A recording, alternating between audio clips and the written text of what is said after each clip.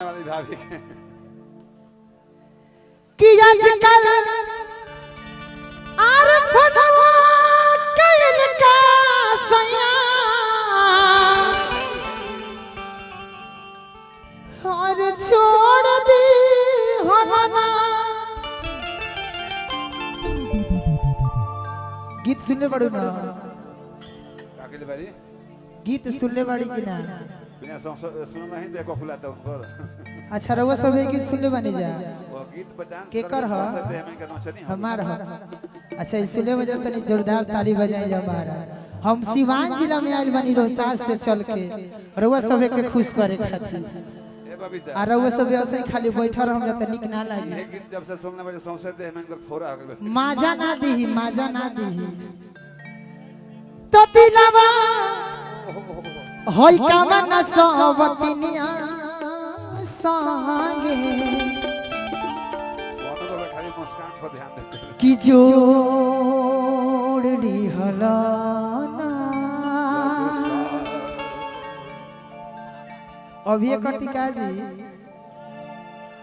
एकरा बाद में पहले कट का कहते के बहू आई देखाई तो तनी राजन भैया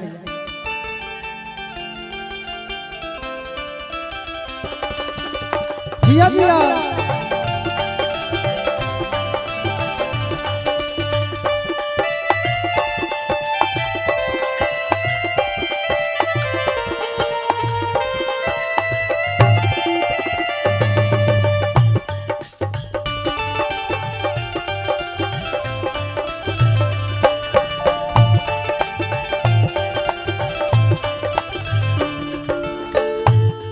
मेहरारू कह दिया इस तरीका से कह दिया जी कि आजकल फोनवा कैल का सया छोड़ दे मना।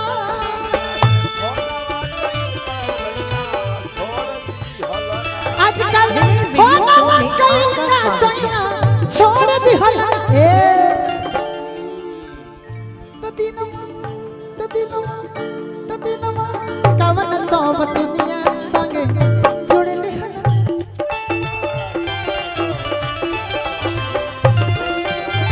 दिनवा कवन सोबत दिया संगे जुड़ ले हला।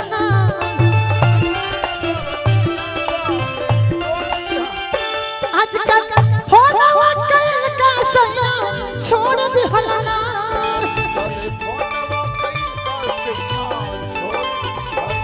आजकल फोनवा कैल का सया छोड़ दे हला तो दिलवा कवन सोबतिनिया संगे जुड़ ले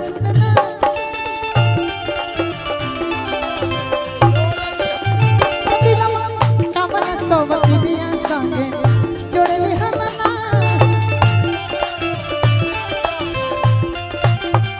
ए राजा जी में बजाई पिया कमलाई बदली राजधानिया से, पिया कमलाई बदली राजधानिया से देवर खेल चाय खेला और जवानिया से देवर खेल चाय खेला और जवानी तो दिलवा कवन सोबतिनिया संग जोड़ दे कवन सोबतिनिया संग जोड़ दे।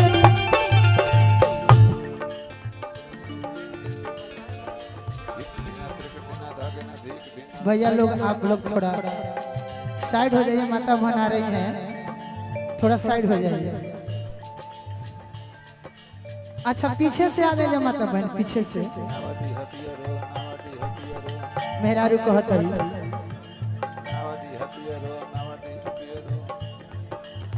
पहिले चांद रहो महीने दिन पखारवा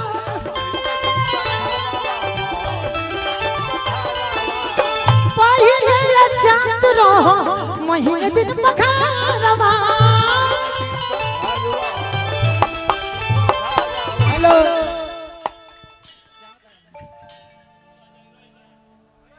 हां पावर ब्रेक लग गया। सिर्फ 4 ही लोग गोलू राजा जी, बबीता जी और दीपक दिलदार और धनंजय शर्मा जी खड़े रहेंगे। केक का संपन्न होगा फिर उनका प्रोग्राम होगा, ठीक है? और कोई भी लोग नहीं खड़ा होंगे।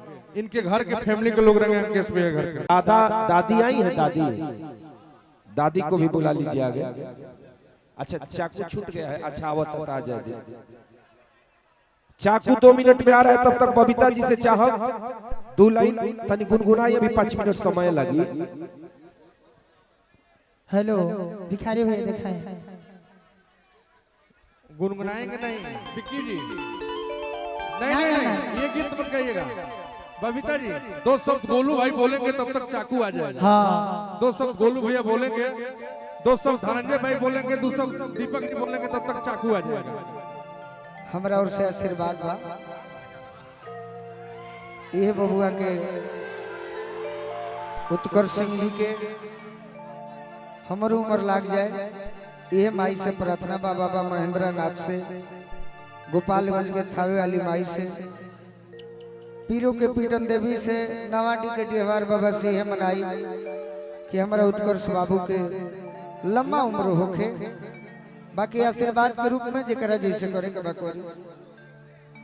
धनंजय शर्मा जी से कहूंगा कि मां सरस्वती के व्रत पुत्र हैं आप, चंद सबसे आशीर्वाद दे दीजिए। धनंजय शर्मा। हम पहले चाहब कि दीपक भैया 2 शब्द बोले, बड़ भाई बहनी रहो। हम ये चाहब कि बाबू दिन दुगुना रात चौगुना तरक्की करस, माँ भगवती थावेली की कृपा बन रहे, ऐसे ही मुस्कुरात रहस, माता पिता के नाम पढ़ लिख रोशन करस और ऐसे ही चमकत रहस। हम चाहब कि केक कटे आ सबका में बंटे और धीरे धीरे मंच पर से सब लोग हटे, हाँ तब जाके दिलदारवा सटे। हाँ प्रोग्राम में सब लोग बुलावल जाओ। अब देखिए हमारे छोट भाई गोलू राजा नवाडी से, हम तो वहू जा गोइल बनी। गोलू बाबू भी हमारा, गोलू बाबू भी आ गए हैं हमारे, और धनंजय मेरे छोटे भाई, सभी लोग इकट्ठे हैं। झाले से कटवा दो, झाल से कटवा दो केक, झाल से, लेकिन झाल से कटवा दो ना हो तो नहीं छुड़ा तो। हाँ बाबा धनंजय भाई 2 शब्द बोलिए आप भी। ये देखिए आज नया तरीका आईफोन से केक कटेगा, थोड़ा सा हमने पैटर्न बदला है, कोई बात नहीं। ये अंकेश भैया है, सांसद प्रतिनिधि साहब, और हमारा उत्कर्ष कैसा होगा, कलम न छीनी गई तो हिंदुस्तान बदल कर छोड़ेगा। ये ऐसा उत्कर्ष बनेगा, ये इंसान तो क्या ये दुनिया का भगवान बदल कर छोड़ेगा। ये हमारा उत्कर्ष है। और बेटा केक काटो, हैप्पी बर्थडे टू यू। प्रेम से बोली थामे वाली मैया की। बबीता जी यही पे गाई गाई सोहर गा दीजिए बबीता जी, सोहर। हेलो के कटी आज बटी हो मिठाई, के कटी आज बजी हो मिठाई, जन्मदिन के हम देता नहीं बधाई।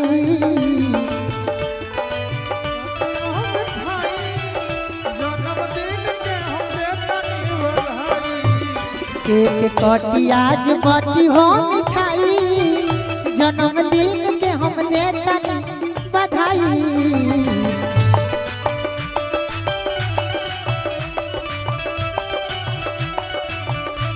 और फूलों सा चेहरा तेरा कलियों से मुस्काने हैं, फूलों सा चेहरा तेरा कलियों से मुस्काने हैं। रंग तेरा देख के, रूप तेरा देख के कुदरत भी हैरान है। रंग तेरा देख के, रूप तेरा देख के कुदरत भी हैरान है। एक कोटी आज बाटी हो मिठाई, जन्मदिन के हम देता नहीं बधाई। एक कोटी आज बाटी हो मिठाई, जन्मदिन के हम देता नहीं। जुटल दुआरा पर भीड़ बड़ी भारी, जन्मदिन के हम देता नहीं बधाई।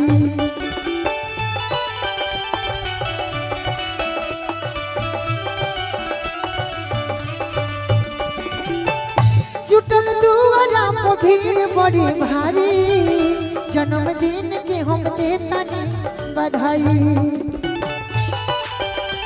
जिया जिया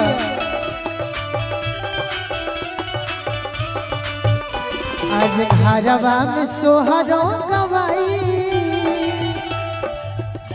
आज घरवा में सोहरों गवाई जन्मदिन के हम देतानी बधाई एक कटी आज बटी हो मिठाई जन्मदिन के हम देतानी बधाई ओ तेरी नाज़राना ओ दिन के ये सुहाना क्या छोड़ जाओगे बजाई बजाई अंकेश भैया, राजन भैया, ए अंकेश भैया, अंकेश भैया, बबीता जी के कम से कम बधाई गावल पैसा दी, गोलू राजा जी के दी, धनंजय भाई के दी, दीपक दीदार जी गिरी मात पीछे वाले फेंक दी सोहर मंगल होता यही जो दे दी यही जो अंकेश भैया रउआ से नहीं कहा हम ए अंकेश भैया हम रउआ से ना कनिया भाभी से कनिया कि इनका लोग दे दे तो चल जन घर भाभी से तो सोना लेवे के चाहिए सोना लेखा बेटा भइल बा अब बताई सोना ना देम तो का देम हम जन्मदिन के हम देता नहीं बधाई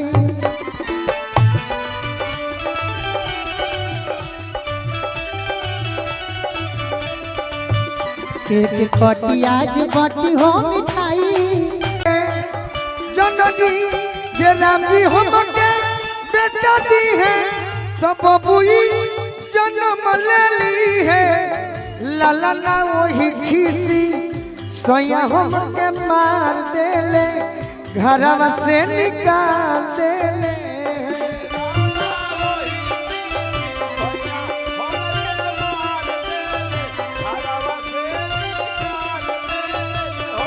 जननी के राम जी हमके बेटा दी है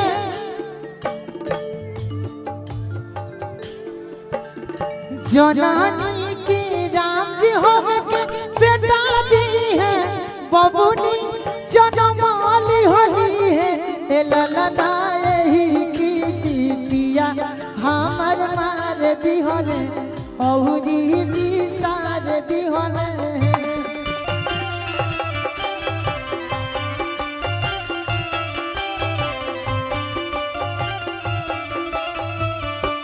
एक तो में आना के पार दूसरे गर्भ मातल दूसरे गर्भ मातल है एक जय हो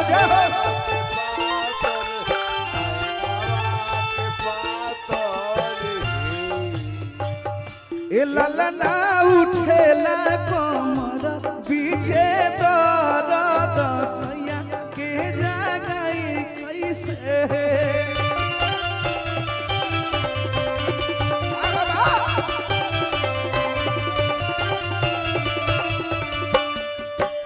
और का सासू मोरा सुतेली अटरिया नबिया कोठरिया नबिया कोठरिया नुहे ए ललना सैया मोरा सुतले दुआरा बात कैसे के जगाई बहे आई सोहर बदे बाबा दुआरा से हंसता ननदिया आवे भाभी से और जंकार हो